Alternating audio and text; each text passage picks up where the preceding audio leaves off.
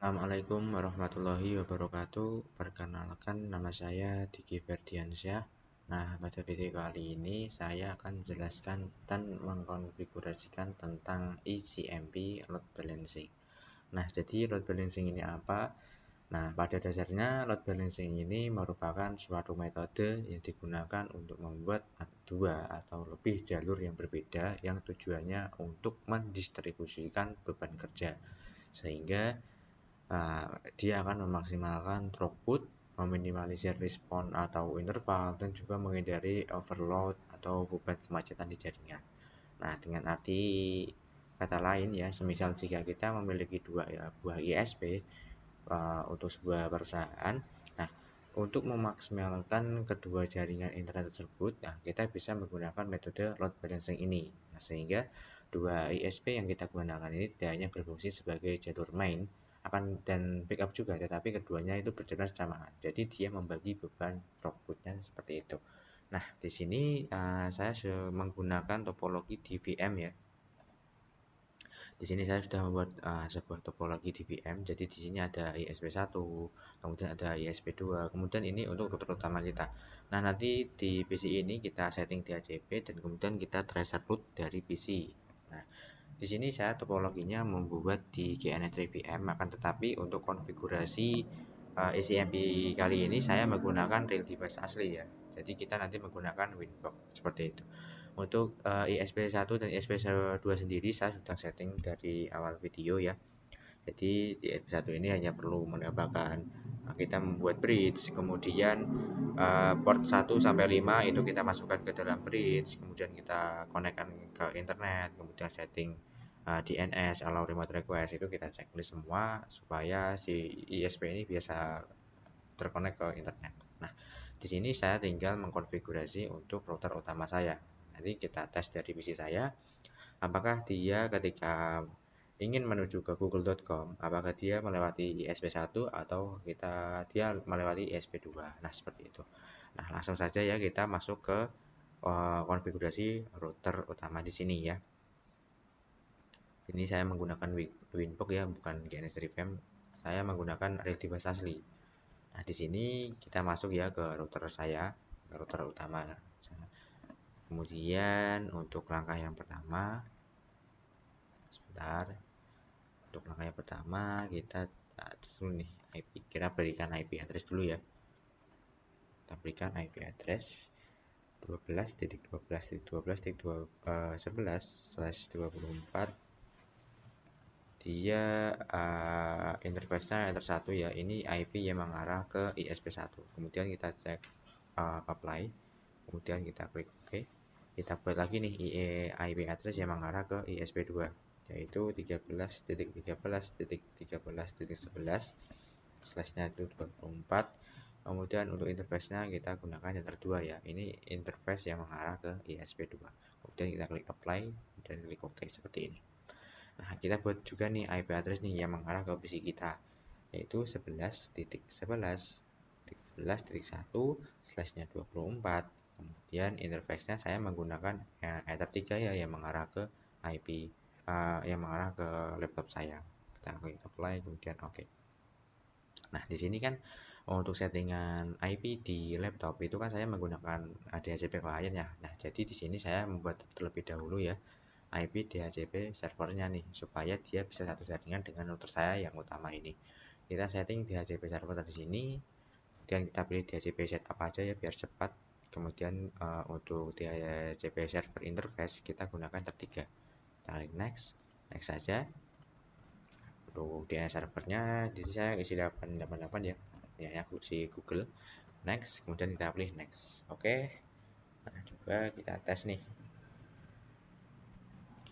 Coba di sini kita tes apakah dia mendapatkan IP secara DHCP atau enggak. Coba kita matikan di sini. Kemudian kita masuk di pengaturan jaringan. Kemudian di Ethernet. Dan untuk di edit ini kita setting manual. Coba ya.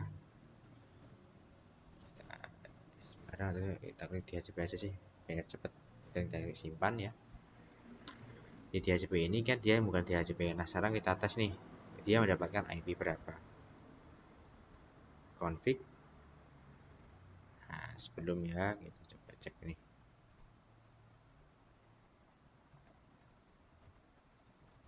Dia belum mendapatkan IP. Coba di sini atau kita buat statik aja dulu ya. Ada yang statik. Kita klik Ethernet. Coba kita klik edit. Terus kita manual saja ya. Di IP versi 4 ini kita gunakan 11.2/24, itu subnet luasnya 255.255.255.0. Oh, ini dia sudah dapat IP DHCP ya. Coba kita cek nih. Tadi masih Dora berarti proses pencarian. Nah, di sini ya kita sudah mendapatkan IP 11.254 untuk DHCP klien yang diberikan dari DHCP server di router utama kita tadi. Nah, kita masuk saja langsung ya ke router kita yang utama ini. Coba kita tes ping nih. Kita tes ping dari untuk ke router utama kita ya, tadi yang 11.1. Kita tes ping. Nah, dia sudah terkoneksi ya. Berarti proses DHCP-nya tadi kita sudah selesai. Seperti itu. Nah, kemudian untuk langkah yang selanjutnya di menu ini, di router utama kita buat nih IP firewall NAT nih. IP firewall NAT itu kita bikin 2 buah ya, itu yang mengarah ke ISP1 dan juga yang mengarah ke ISP2. Untuk exchange-nya sendiri kita pilih Masquerade Advanced ya. Kita klik di general ini, interface-nya itu interface yang mengarah ke router 1. Interface yang mengarah ke ISP1, yaitu di sini saya menggunakan router 1 ya. Router 1, kemudian kita klik apply. Oke. Nah, di sini kita buat lagi ISP yang mengarah ke ISP2 yaitu source-nya NAT, port interface-nya Ether 2 ya. Kemudian untuk action-nya sendiri dia Masquerade seperti ini. Klik apply. Oke, seperti itu. Nah, seperti itu ya. Kemudian kita langkah kedua itu kita membuat DNS. Nah, ya, kita masuk saja ke menu IP, kemudian di DNS kita servernya ini kita isikan IP gateway-nya si ISP, yaitu ISP1 pertama ya, 12.12.12.10. Kemudian kita tambahkan lagi nih yang ISP2 yaitu 13.13.13.10 itu. Nah, untuk allow remote request ini jangan lupa di checklist ya di sini. Kemudian langkah selanjutnya kita klik apply, kita klik OK. Nah, kita cek nih di menu routing table-nya yaitu di IP. Nah, kemudian di route. Di sini kan ada dynamic active connected ya. Ini yang connect langsung ke router utama saya, yaitu yang mengarah ke PC saya, kemudian yang mengarah ke PC ISP1 dan juga yang mengarah ke ISP2. Nah, di sini kita buat settingan untuk destination address di 000 nih. Kemudian gateway-nya itu kita isi gateway-nya si ISP1 yaitu nanti 12.12.12.10 ya. Nah, kemudian kita juga tambahkan lagi nih 2 yaitu 13.13.10 seperti ini.